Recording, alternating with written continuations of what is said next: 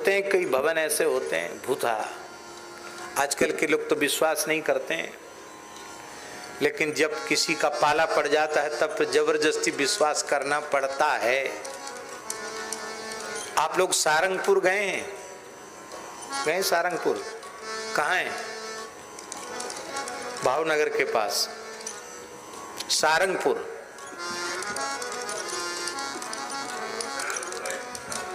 सारंगपुर श्री कष्टभंजन देव हनुमान जी। हम पहली बार जब वहां गए,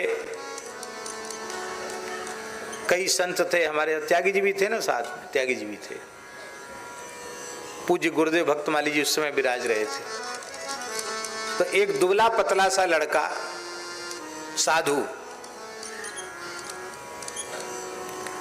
राम तीर्थदास जी से भी ज्यादा दुबला पतला, इनसे भी अधिक कमजोर, एक साधु ऐसी सफेद कपड़ा पहने हुए, उसको सामने कुछ साधुओं ने लाकर बिठाया हनुमान जी के, मेरे आंखों देखी घटना सुना रहा हूं।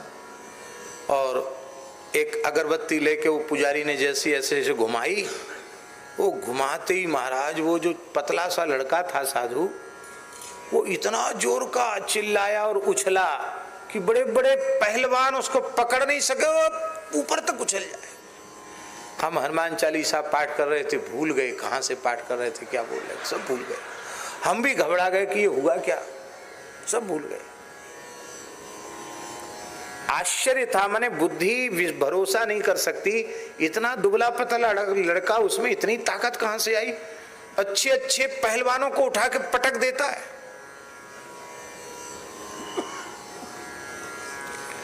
थोड़ी देर वो तमाशा हमने देखा,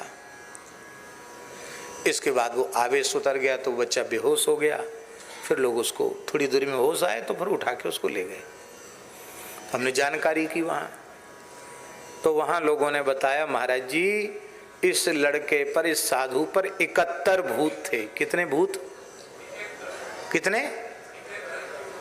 71 तो जानते ना, गुजराती में और कुछ बोलते हैं क्या हैं? 71 हैं, 71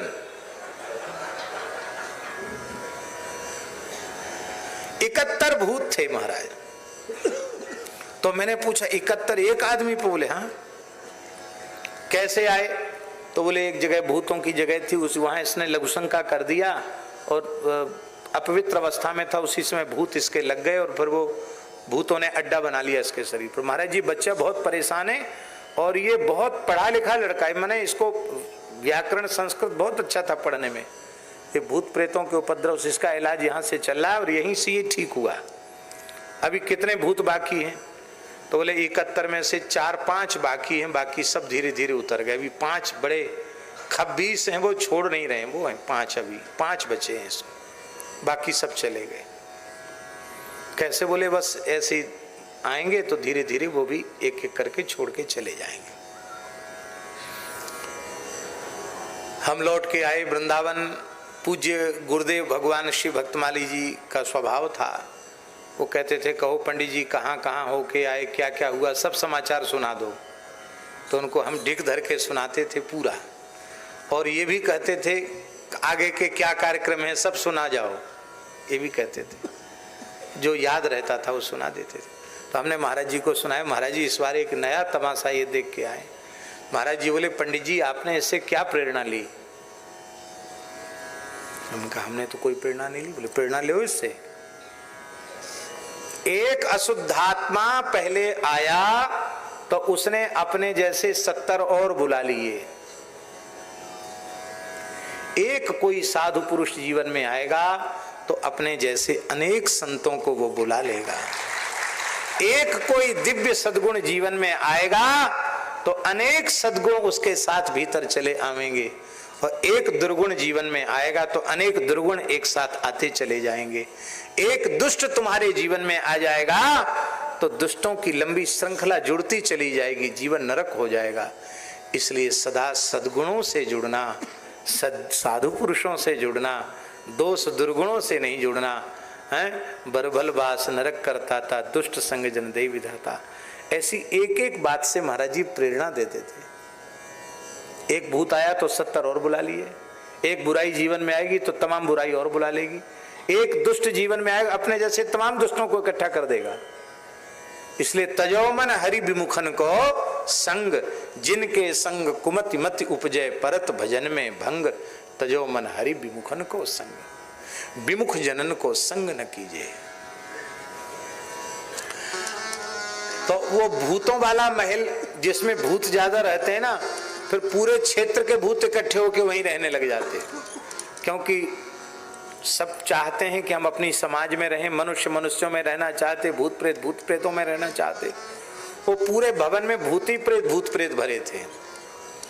तो राणा विक्रम ने मीरा जी से कहा कि भाभी देखो ऐसा है कि आपका स्वभाव तो बदलना नहीं, हम समझ गए हैं,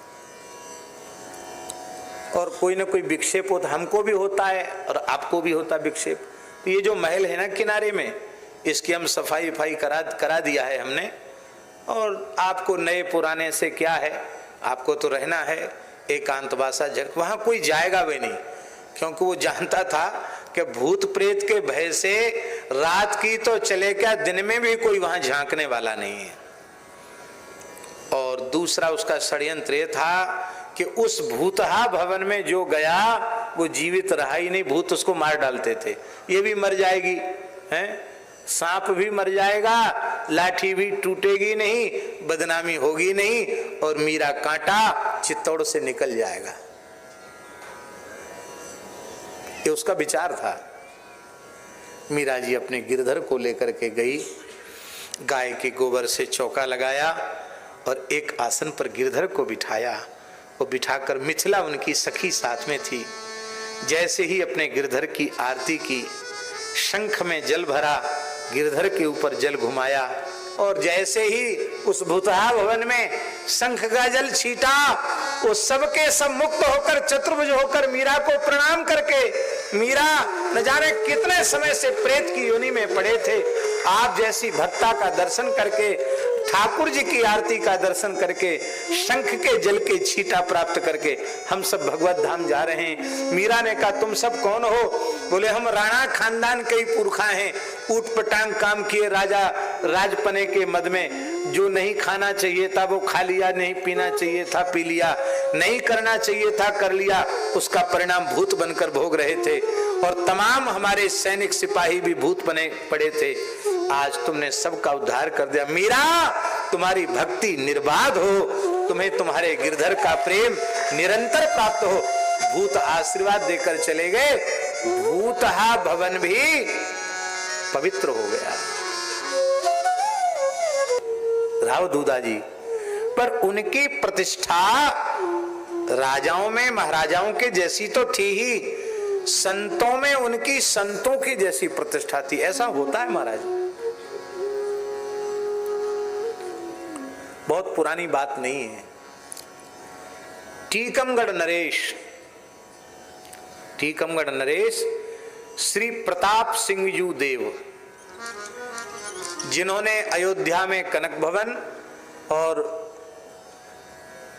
जनकपुर में जानकी महल बनाया, जिनकी रानी का नाम था वृषभानु कुंवरी। दोनों ही राजा रानी बड़े भक्त थे।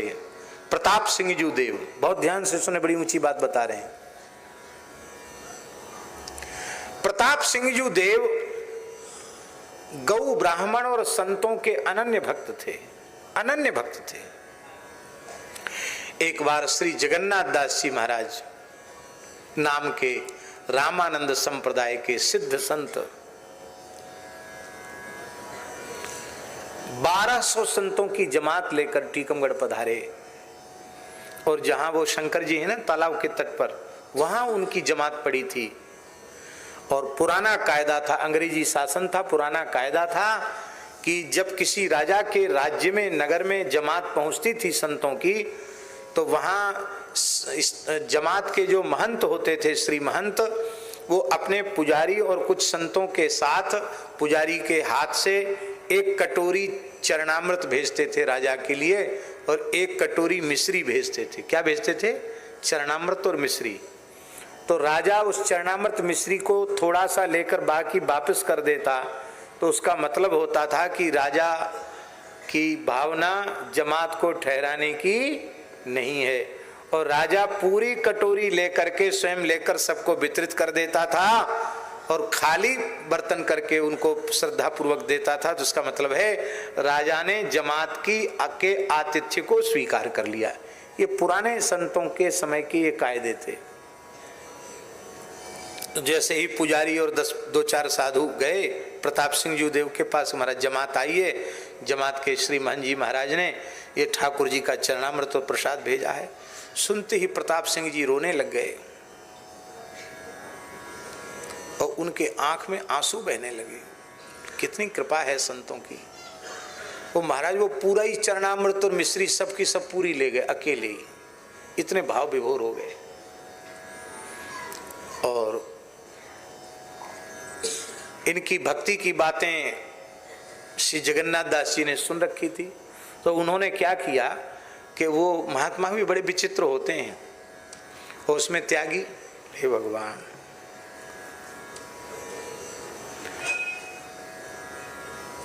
इनकी सृष्टि अलग ही होती है। तो जगन्नाथ दास जी महाराज त्यागी महापुरुष थे, अखंड विभूति धारण करते थे, एक लंगोटी लगाते थे, त्यागी महात्मा थे। वो उन्होंने क्या कर रखा था, एक नाग नागिन का जोड़ा पाल रखा था, उनको दूध पिलाते थे, भयंकर विषधर नाग नागिन। तो राजा देखते हैं, राजा की यदि संतों में श्रद्धा होगी तो राजा से मखौल करेंगे तो भी राजा नाराज नहीं होगा। इस भाव से उन्होंने वो नाग नागिन का पिटारा भेज दिया पुजारी के हाथ और कहा कि वो राजा से कहना कि ये प्रसाद और महाराज जी ने भेजा है आपके लिए। तो जैसे ही वो पिटारी खोलेंगे तो नाग नागिन फू फू करेंगे तो राजा पटक देगा। और साधु तो वो सब जानकार थे, वो नाग नागिन को बटोर के पिटारा में रखेंगे, फिर दौड़ के बताना कि राजा का चेहरा कैसा था, राजा क्या कहा। ऐसा किसी के यहाँ जाकर करोगे राजा शाही जमाने में तो क्या करेगा, विचार कर सकते हो। पर महाराजा प्रताप सिंह जी देव ने उस पिटारे को सिर पे रखा, हृदय से लगाया और कहा, धन्य है हम, कितने भाग्यशाली हैं, संतों ने तो ठाकुर जी का प्रसाद भेजा है। महाराज जी जैसे ही पिटारा खोला, न नाग निकला न नागिन, एक शालिग्राम जी निकले उसमें से।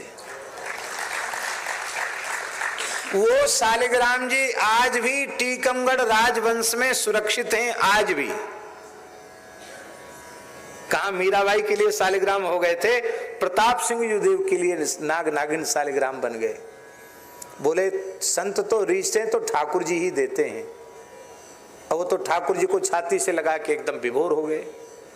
और वो पुजारी वगैरह वो तो पिटारी दे के वहां से भागना चाहते थे। ये चमत्कार देखा तो वो आश्चर्यचकित हो गए। वो सब जाकर उन्होंने जगन्नाथ दास जी से कहा, महाराज जी ऐसी घटना घटी। जगन्नाथ दास जी रो पड़े, बोले हम तो खाली भेष के साधु हैं, सच्चा साधु तो वो राजा है जो सिंहासन पर बैठा है, लेकिन इसकी संतों में ऐसी श्रद्धा है। बोले अब राजा का दर्शन करने हम यहाँ से चलेंगे। महाराज जी उस शंकर जी के प्रतापेश्वर महादेव से साष्टांग करते हुए जगन्नाथ दास जी नाम के सिद्ध संत, जैसे हमारे गिरिराज में दंडोती परिक्रमा लगते हैं, ऐसी दंडोती करते हुए राजमहल की ओर बढ़े। और सब साधु दंडोती करते हुए जा रहे हैं, राजा को दंडोती करते हुए। और जब प्रताप सिंह जी देव को कहा कि संत दंडोती करते हुए आ रहे हैं, तो महारानी और राजकुमार के सहित प्रताप सिंह जी देव भी दंडोती करते हुए आए। 1 महीना जमात रुकी। कितने? जबकि 5-7 दिन ही जमात ज्यादा रुका करती थी। महाराज ने जाने ही नहीं दिया, ऐसे थे। तो हमारे एक से एक बढ़कर के ऐसे ही राजा हुए।